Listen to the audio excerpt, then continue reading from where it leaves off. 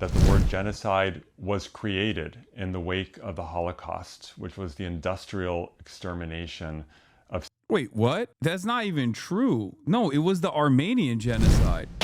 You will pet me, whether you like it or not. Scott Wiener, like, he's a pretty decent YIMBY style state senator. You know, there's some good, there's some bad there, right? But of course, he was also a fairly rapacious Zionist throughout this entire process for the last 2 years as Israel committed a genocide. And I mean, he was pretty aggressive. Like, he was pretty aggressive in his the way that he approached the subject matter. He was certainly very outspoken in defense of Israel. You know, politicians from Israel, including the president, he actively, as Tyler Oakley presents here, summarizes here, tried to get pro-Palestine academics fired, led a group of California legislators to meet with the Israeli government, smeared Jewish Voice for Peace as bigots, and also co-sponsored legislation to ban teaching about Palestine in California schools. And now Scott Wiener is running for office, running for Nancy Pelosi's seat alongside Saikat Chabarty and a bunch of other people. Now, for that reason, wait, no, I f***ed up his last name, Chakrabarty. And Saikat has some good and some suspicious aspects to his run as well, but I can't tell if you're doing a bit, but it's Wiener, by the way. Oh, sorry, I wasn't. In any case, Shoykot, I don't believe Scott Wiener is honest in the statement, but it's encouraging that he feels the need to do this. It shows a real shift in the primary electorate that being pro-Israel is now a liability. It absolutely is. So here's how it actually started. So they're all running for Nancy Pelosi's seat, right? There was this conference taking place where all the candidates are, they have these paddles, yes and no paddles. With the yes and no paddles, they're asking them a bunch of questions like, oh, do you believe this? Do you believe that? Here's the video where the question is, you know, is Israel committing a genocide? So they're all pro-Medicare for all. Is Israel committing genocide in Gaza?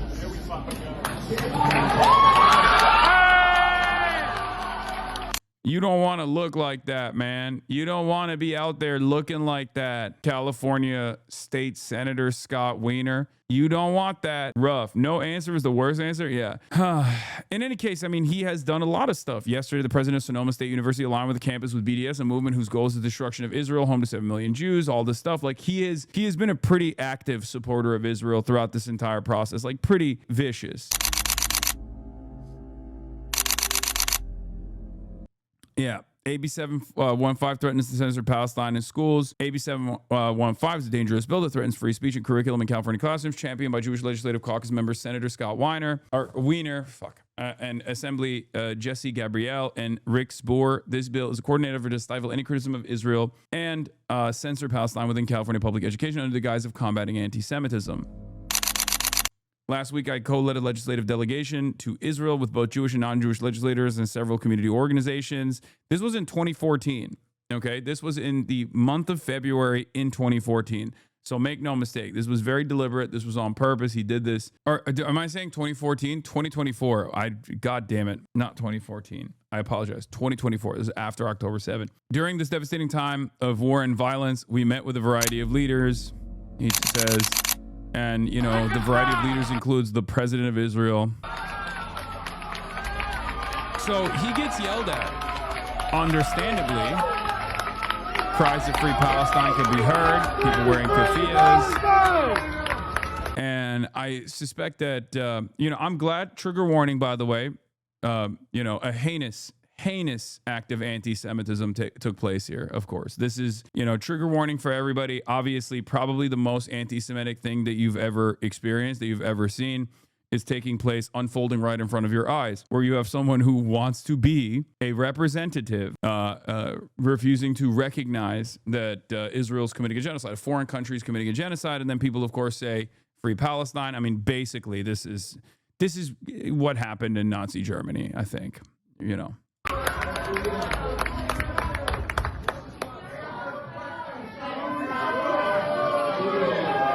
They say, answer the question, Scott. And then they say, shame on you, which once again, only doubling down on the unimaginable maximum anti-Semitism. Sorry that I had to put you guys through that. Obviously, you know, this is a heinous act. An act so heinous that the entirety of the New York Democratic Party should probably come out in unison and speak out against this heinous act of anti-Semitism, even though it's happening across the nation. I mean, I suspect that there will be a coordinated statement coming any moment now, because I can't. But one thing that I think is good. Okay. One thing that I think is good here is that after that experience, Scott Wiener literally turned around and was like, hey guys, just wanted to say, actually, genocide is happening. I'm now officially recognizing the genocide. I've had an epiphany. Now, do I believe this? Not even a little bit, okay? Not even a little bit, okay? But bro switched up on Israel. No new friends. If I am the president of Israel, right? I'm thinking to myself, wow, I never believed in magic until all my dogs turn into snakes. I'm just saying, Scott, I thought you were a real one. I thought you were a real combatter of anti-Semitism, and now you are disseminating anti-Semitism. It's really messed up. I love Israel, bruh.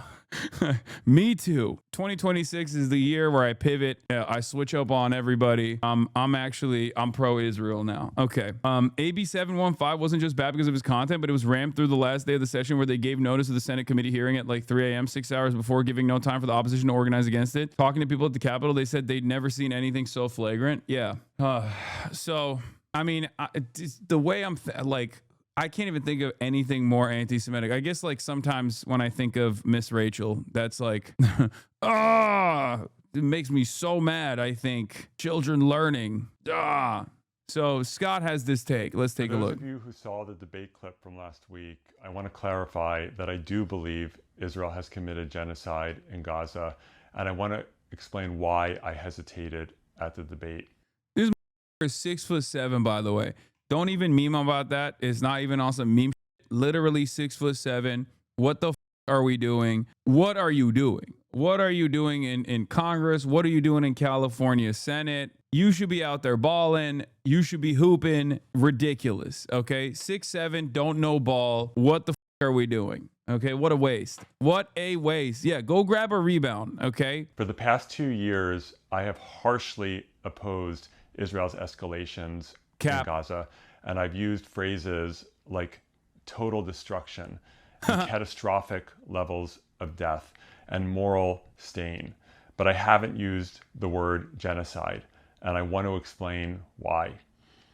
As a Jew, I am deeply aware. Brother, what is going on, man? What is happening? No, it was the Armenian genocide. That was the initial like conceptualization of genocide and wholesale extermination. And obviously genocides had taken place before, guys. I'm just saying the word, the invention of the word, or like it coming to prominence is I believe the Armenian genocide. It wasn't the Holocaust. Legally, the word genocide wasn't used until the Holocaust and the Nuremberg trials. Yeah, but even then, it's not, this is not correct. If he's talking about the Genocide Convention, sure, which is ironic because the guys who wrote the Genocide Convention very quickly, years before, admit you're wrong. Hasanabi shaking my head. Yeah, the term genocide was coined by Polish Jewish lawyer Raphael Lemkin in the early 1940s. Again, shouts out to the Lemkin Institute. Guess who recognized Israel doing a genocide maybe 2 years prior to Scott Wiener? The Lemkin Institute. So what are we even talking about? Not only, like, there is nothing salvageable here, okay? Not only is it incorrect and it's wrong, but it's ridiculous. There it is. Polish Jewish lawyer Raphael Lemkin coined the term genocide between 1941 and 1943. Lemkin's coinage combined the Greek word genos, race, people, with the Latin suffix seido, act of killing. As a law student, his interest in the subject was initially sparked by the Armenian genocide. In any case, this is not even an adequate argument to deny the current, ongoing genocide that Israel is doing. Lemkin came up with the word in the 40s, citing the Armenian genocide, but the word itself was in his book, Axis Rule in Occupied Europe, about the Holocaust. Okay. Now that you guys learned a little bit more about Raphael Lemkin's coinage of the term genocide, shouts out to Scott for this take. I am deeply aware that the word genocide was created in the wake of the Holocaust, which was the industrial extermination of 6 million Jews. For many Jews, associating the word genocide with the Jewish state of Israel is deeply painful and frankly traumatic. But despite that pain, the gall, the audacity, you know what I mean? Like, think about the like, even this assessment, even this statement in and of itself betrays the severity, betrays the real death toll that Scott is supposed to recognize here, or rather the real violence that he is supposed to be taking ownership over in terms of his recognition, right? In terms of his own actions that he is supposed to be saying, my bad, over, right? Like, there is no other world where you can say, oh, well, like, this would be akin to a German person saying, like, well, you know, Germany suffered tremendous hardships in the wake of World War I, so I felt some type of way about taking ownership over the Holocaust because, like, we had been wronged, you know? Like, so it's just it's very difficult for me to take ownership over this in some way, shape, or form. Like, not even a German in Germany, by the way. I'm talking about like a German in America, right? If you were to say something like that, because of the severity of the crime itself, the Holocaust, people would look at you and go, what the f are you saying? But here in the United States of America in 2026, because of our mutual understanding that, like, genocide is just a word, basically, okay? That genocide is simply just a word, right? You can kind of get away with saying something like this where you're like, yeah, my personal feelings on this issue are far more important as a Jewish person. Like, the importance of the word genocide for me and the severity of that word overrode my you know, clear and calm assessment of what Israel was doing. Like, this is not a very good way to make up for all of the advocacy that you did for the last 2 years, those who had arrived at this position far before you did. Do you guys understand what I'm trying to say here? Like, I think this is the reason why I think this is already insincere. The good and the bad is this. It's bad because obviously insincere. He has a lot more to do in terms of making up for it, and I don't even know if he would be able to make up for it in time for the actual election. But the good thing here, the silver lining here, is that he even feels the need to come out and say that this is, you know, a real recognition of genocide, because he understands that now, if you want to win an election, you have to say that. You have to say the truth. Has to do this. And to me, that actually is another clear indication of this massive sea change, this massive tide shift. And that trauma, we all have eyes, and we see the absolute devastation and catastrophic death toll in Gaza inflicted by the Israeli government. And we all have ears, and we hear the genocidal statements by certain senior members of the Israeli government. And to me, the Israeli government has tried to destroy Gaza and to push Palestinians out, and that qualifies as genocide. Performative male behavior. That's funny. True. So, yeah, I mean, there's still obviously like the whole, oh, it's just like some members of the Israeli government are doing this, and it's not like being loudly cheered on or anything like that.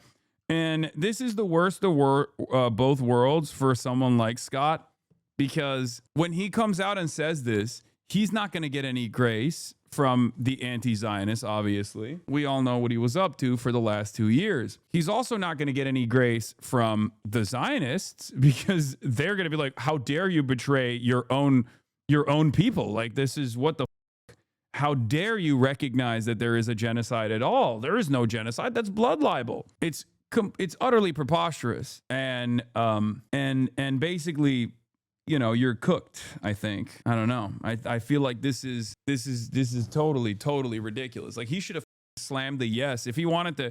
If I was his campaign manager, I would have told him to slam that yes ASAP, and then also do a follow-up video being like, hey guys, I know I've done a lot of up shit, but I just wanted to clarify certain things. Okay. This, on the other hand, is the worst possible way. Stop Anti-Semitism replied to him and said they still support him because he believes in Zionism. I think they also see this as an opportunist statement, and he doesn't actually mean it. But in the opposite direction, yeah, true.